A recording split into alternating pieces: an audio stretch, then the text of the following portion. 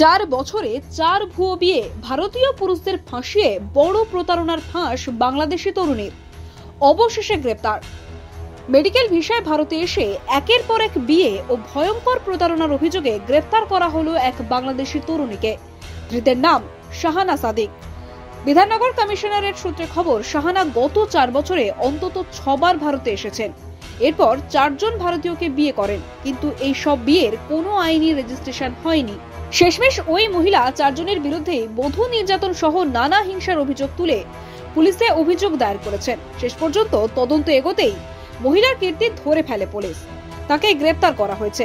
গত অক্টোবরে শাহানা তার শেষ বিয়ের পর পুলিশের কাছে অভিযোগ দায়ের করেছিলেন। দাবি করেছিলেন যে তার আপত্তিকর অবস্থায় ছবি তুলে সেগুলি সোশ্যাল মিডিয়ায় ছড়িয়ে দেওয়ার হুমকি দিয়েছিলেন স্বামী।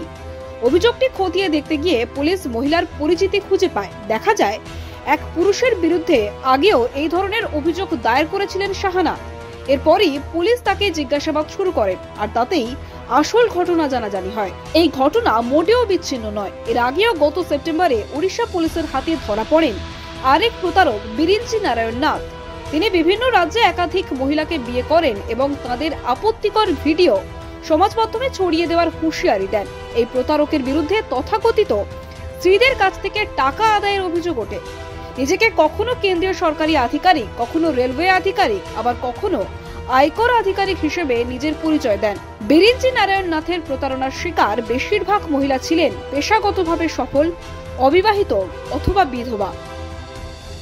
আপনি দেখছিলেন কলকাতা দর্পণ। আমি সারিয়া। প্রতিবেদনটি ভালো লাগলে লাইক, কমেন্ট ও নিয়মিত আপডেট পেতে সাবস্ক্রাইব করতে ভুলবেন না। নমস্কার।